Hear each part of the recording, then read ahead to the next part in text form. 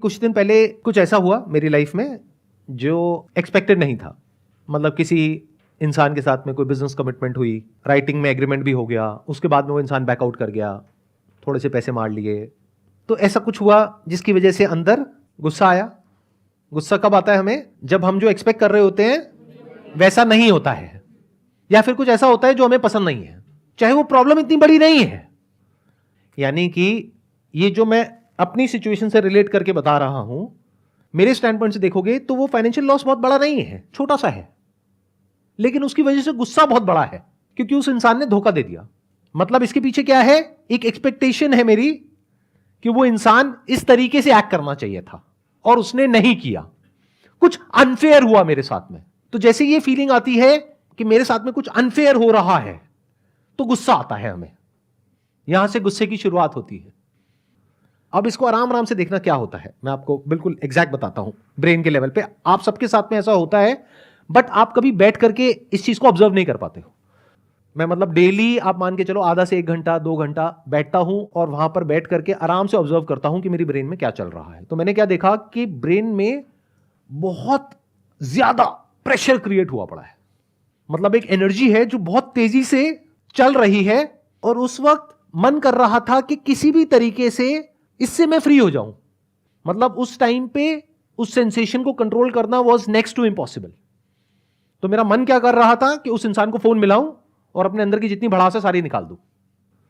But मैंने क्या किया, ये करने की बजाय I sat with that sensation और मैंने उसको देखना शुरू किया और मैं देखता रहा नियर अबाउट आधा पौना घंटे तक, और उसके बाद में वो धीरे धीरे डिसॉल्व हो गई। तो क्या होता है कि वो जो प्रेशर बिल्ड होता है ना अंदर, तो वो किसी भी तरीके से बाहर आना चाहता है, और जब वो बाहर आना चाहता है तो वो कई बार होता है कि उस इंसान पे बाहर आ सकता है और कई बार नहीं आ सकता है।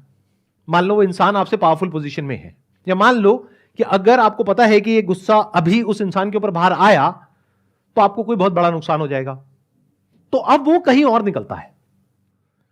तो मैंने एक चीज यहां पर सीखी कि जब भी कभी इस तरह की एनर्जी अंदर क्रिएट हो, यानी कि गुस्सा आए, अभी एनर्जी इस लेवल तक पहुंची कैसे?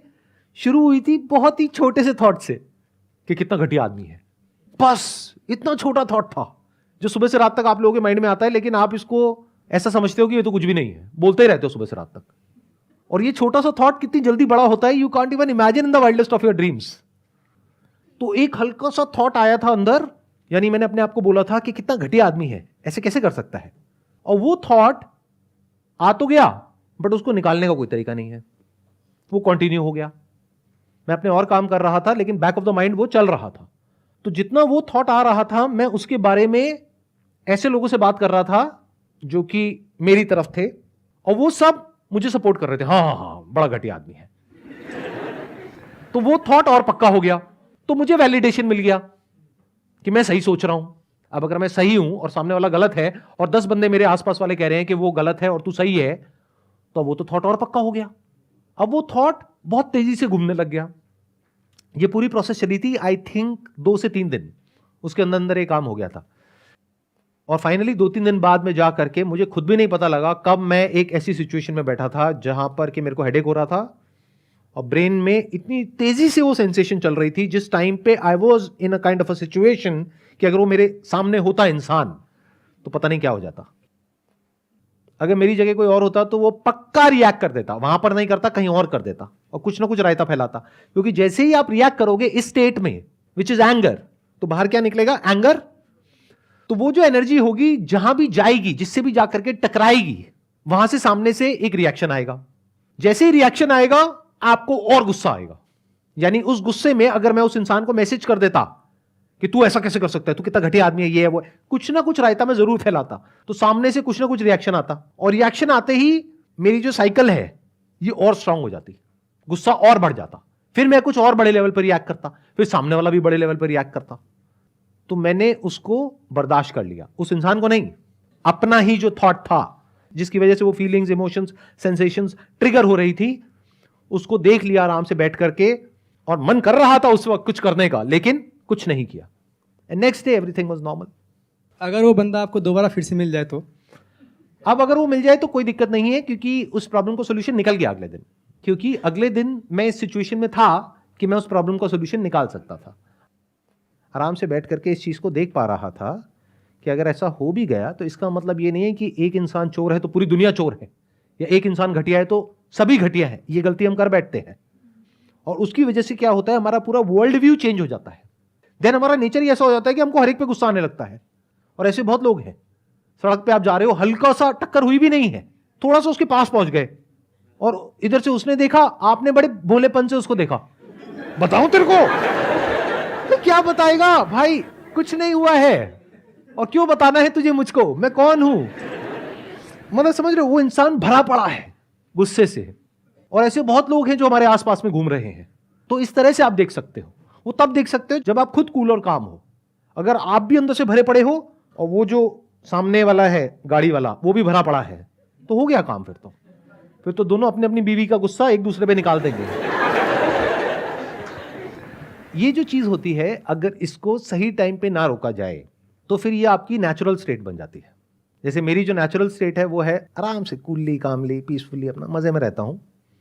तो अब ऐसे में क्या होता है कि जैसे ही ऐसा कुछ होता है, कभी महीने में 2 महीने में एक बार कोई भी सेंसेशंस आई अंदर, तो मैं उसको देख लेता हूं। तो वो मेरे लिए अननेचुरल स्टेट है।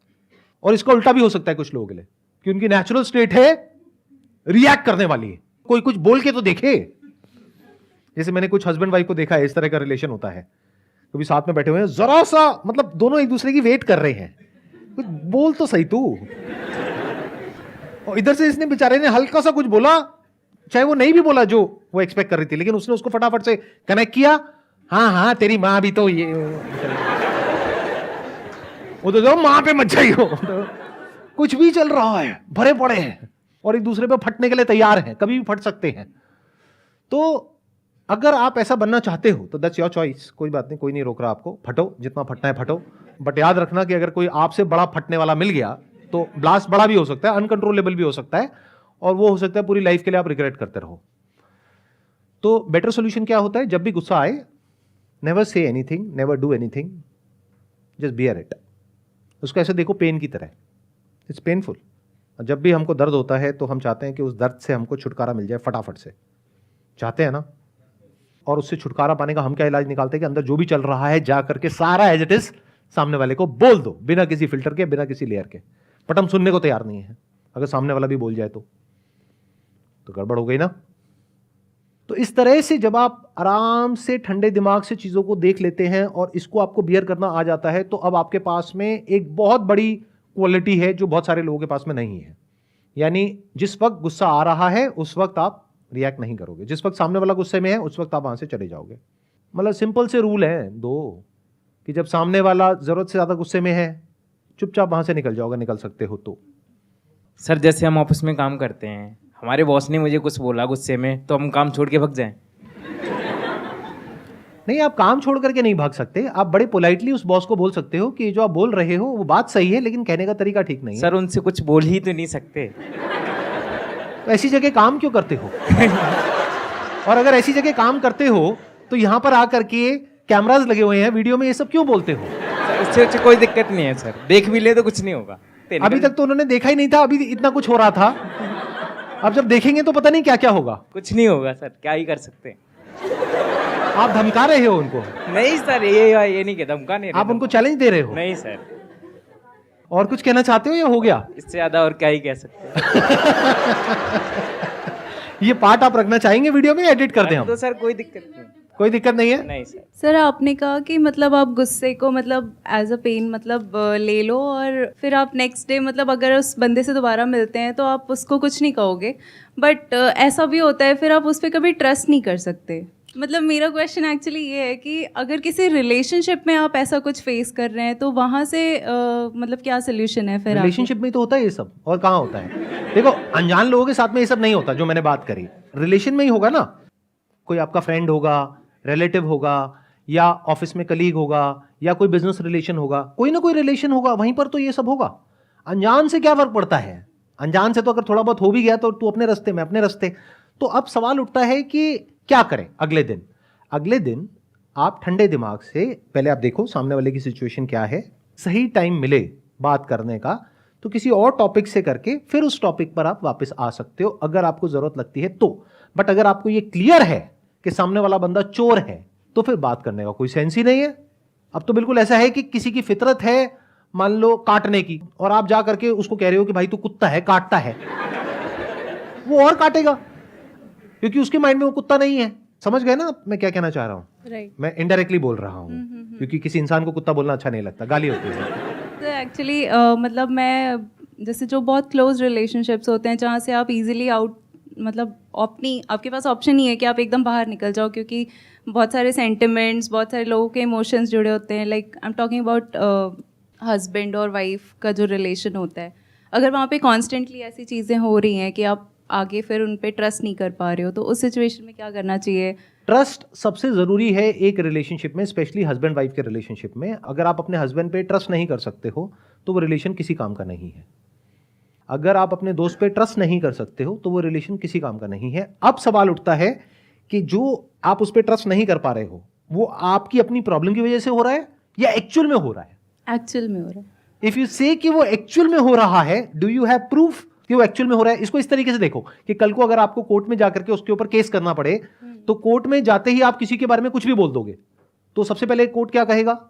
प्रूफ क्या है? कोई भी आकर के कुछ भी बोल सकता है, किसी के अगेंस्ट भी कुछ भी बोल दिया। प्रूफ क्या है आपके पास में? तो if you have proof of what you are saying is true, then you have to see कि क्या मैं उसको इंटरपोलेट कर रही हूं अपने माइंड में। इंटरपोलेट का मतलब होता है कि क्या मैं उसको बढ़ा चढ़ा करके अपने माइंड में बोल रही हूं कि उसने गलती करी है इस लेवल की और मैं कह रही हूं कि उसने इस लेवल की गलती कर दी है। यह भी समझना पड़ेगा। तो it is not that simple and that straightforward, but इस तरह की क्रिटिकल थिंकिंग के लिए you need to have a peaceful mind. तब आप एक्चुअल में देख सकते हो, एक्चुअल में समझ सकते हो कि एग्जैक्टली चल क्या रहा है। सर अगर कोई गलत कर रहा है आपके सामने और बार बार वही गलती कर रहा है, वो एक बार को हम चलो आपके कहने पे सर हमने मतलब करा भी है कि ठीक है गुस्सा आ गया, घर बैठ गए, फिर आता सामने, फिर वही होता है बार बार, फिर बैठ गए, तो सर कैसे मतलब कैसे रोके अपने आप को? नहीं तो इसका मतलब आपने मेरी वीडियोस ध्यान से नहीं देखी। देखो मैं बताता हूं, मैं ये नहीं कहता कि अगर कोई आपके साथ में गलत कर रहा है तो आप चुपचाप बैठ जाओ और कुछ मत करो डर करके। मैं कहता हूं लड़ो, लेकिन शांत मन से लड़ो। अगर गुस्सा आ रहा है तो पहले अपने गुस्से को शांत होने दो। जब गुस्सा शांत हो जाए तब आराम से ठंडे दिमाग से लड़ो।